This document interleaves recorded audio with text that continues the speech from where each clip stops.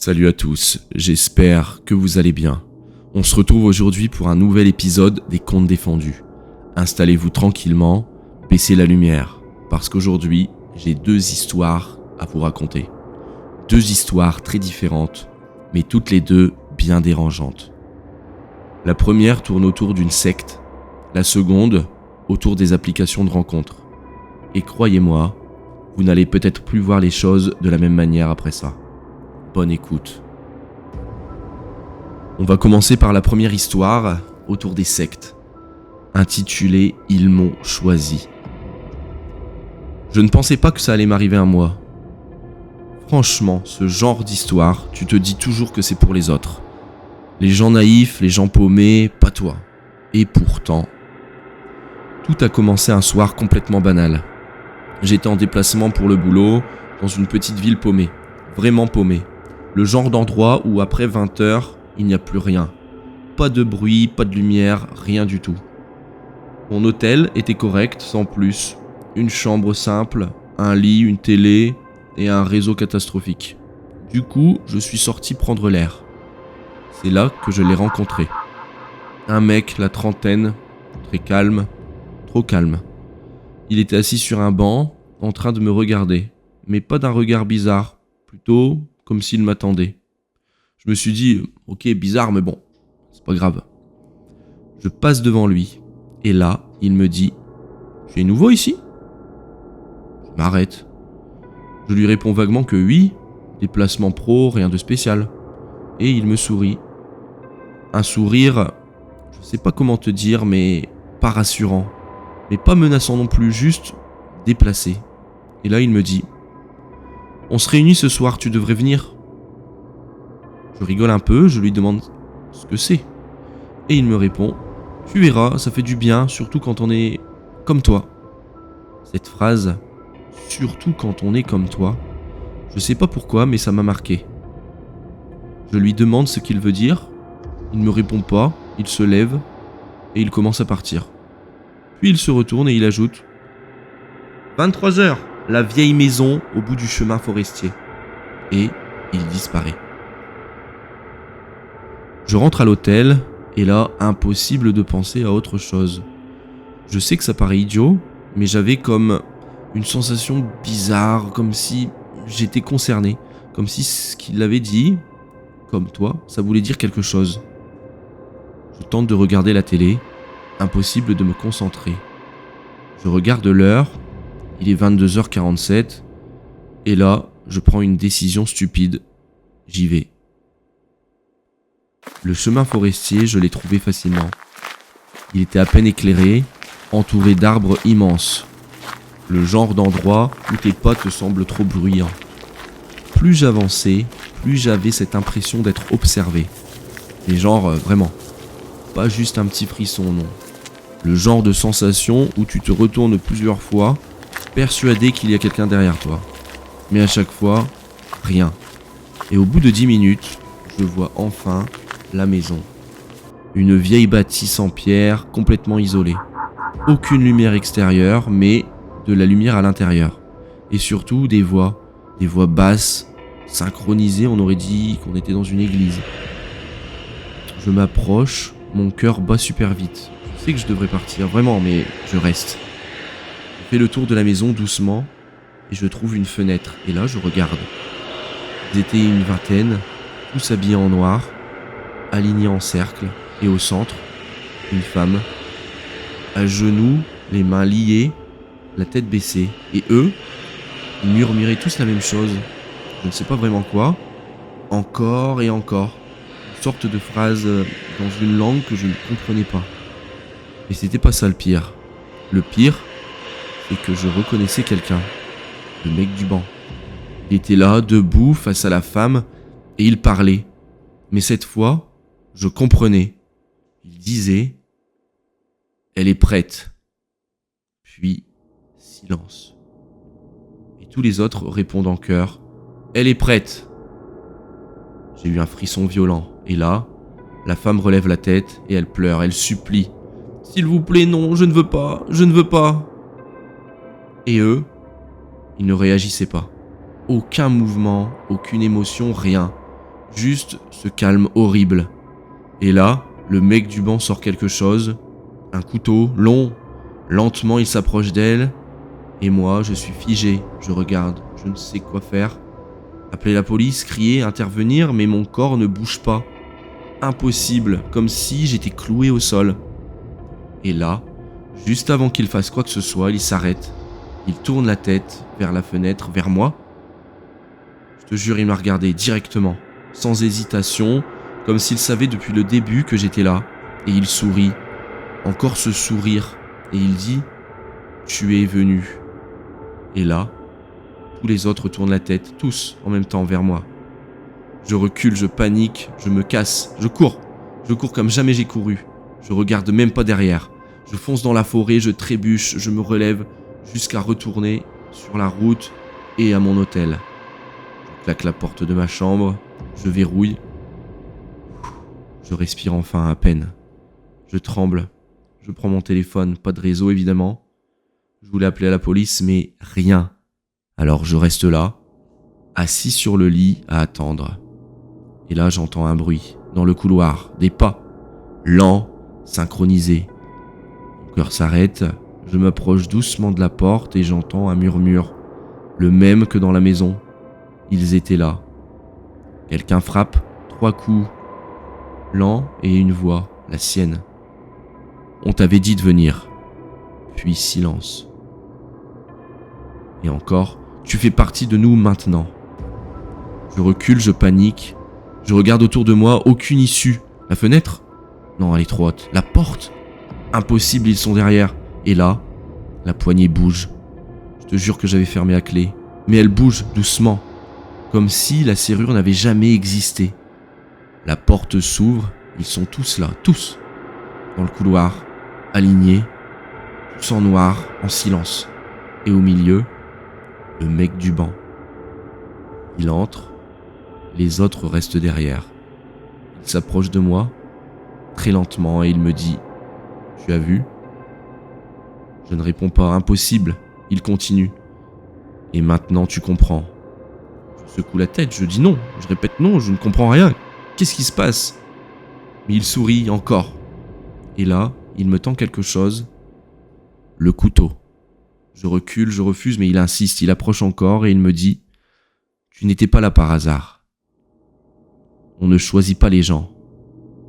On les retrouve. » Et là, je sais pas pourquoi, mais je commence à me sentir bizarre, comme si tout devenait logique, comme si j'étais censé être là. Les murmures reprennent derrière lui, les autres toujours en rythme, toujours cette phrase. Et là, je prends le couteau. Je sais que c'est pas normal. Je sais que j'aurais dû fuir, refuser, crier, faire quoi que ce soit, mais à ce moment-là, ça semblait évident dans ma tête. Ils sourient tous, et lui, il me dit « Bienvenue ». Je me souviens plus très bien de la suite, c'est flou, comme un rêve ou plutôt un cauchemar. Je me revois marcher dans la forêt, avec eux, je me revois entrer dans la maison, et au centre, quelqu'un d'autre, à genoux, et moi, avec ce couteau. Je me souviens de ses yeux, de sa peur, de ses supplications et du moment où j'ai levé le bras. Après ça, plus rien. Je me suis réveillé le lendemain, dans ma chambre, seul. Aucune trace, aucun bruit, rien du tout. J'ai cru que j'avais rêvé, j'ai vraiment cru ça. Mais en me levant, j'ai vu quelque chose sur la table de nuit. Le couteau, avec du sang. Depuis, je suis rentré chez moi. J'ai repris ma vie normalement, en apparence, mais parfois la nuit, j'entends encore les murmures. Il y a quelques jours, j'ai reçu un message d'un numéro inconnu. Juste une phrase. C'est bientôt ton tour de choisir. Et le pire dans tout ça, c'est que cette fois, j'ai envie d'y aller. Voilà. On arrive au terme de cette première histoire. Nous allons passer à la deuxième sans plus attendre. Autour des rencontres sur Internet. Cette histoire s'intitule « Le détour ». Je crois que le pire, c'est que jusqu'au dernier moment, je n'ai rien vu venir. J'étais sur Tinder depuis quelques semaines, sans grande conviction. Je discutais avec plusieurs personnes sans vraiment accrocher. Et puis j'ai matché avec lui. Il s'appelait Julien, 30 ans, profil simple, propre, Quelques photos normales, une terrasse, un resto, un paysage. Rien de bizarre. On a parlé 2 jours, c'était fluide, naturel, il était drôle, pas très lourd. Pas lourd du tout même, il écrivait bien. Le samedi, on décide de se voir. Un resto japonais, classique. Je me souviens encore du moment où je l'ai vu arriver. Il était exactement comme sur les photos, peut-être même encore mieux. Souriant, détendu. Le dîner se passe parfaitement, on rigole. On parle de voyage, de boulot, de trucs du quotidien. À aucun moment je me sens mal à l'aise, vraiment. Et c'est ça le pire. On sort du resto vers 22h30. Il fait frais, la rue est calme, on marche un petit peu. Et à un moment il me dit « Tu sais, j'habite pas très loin, si tu veux boire un dernier verre chez moi. » Je réfléchis pas trop longtemps. Je me dis que ça se passe bien, qu'il a l'air normal. Alors j'accepte. On se sépare pour reprendre nos voitures et il me dit « Suis-moi, je suis à 5 minutes seulement. » Je monte dans ma voiture et je le suis. Au début, rien d'anormal. On traverse des rues éclairées, puis de moins en moins. Et là, il tourne dans une petite route, pas éclairée. Je ralentis, je me dis que c'est bizarre, mais je continue. Parce que tu sais, à ce moment-là, t'as pas envie de paniquer, tu cherches une explication logique. Peut-être qu'il habite juste dans un coin tranquille. Sauf que la route devient étroite, puis bordée d'arbres, et là, plus aucune maison. Mon cœur commence à battre plus vite. Je prends mon téléphone, je vérifie le GPS, aucun signal. Et là, il s'arrête, devant une maison. Une vieille bâtisse, complètement sombre. Les volets sont fermés, aucune lumière, rien. Je reste dans ma voiture, moteur allumé. Je le vois descendre, il se tourne vers moi et il me fait signe. « Viens !» Je baisse la vitre. « T'es sûr que c'est là ?» Et il sourit. « Oui. » Mais son sourire, il a changé.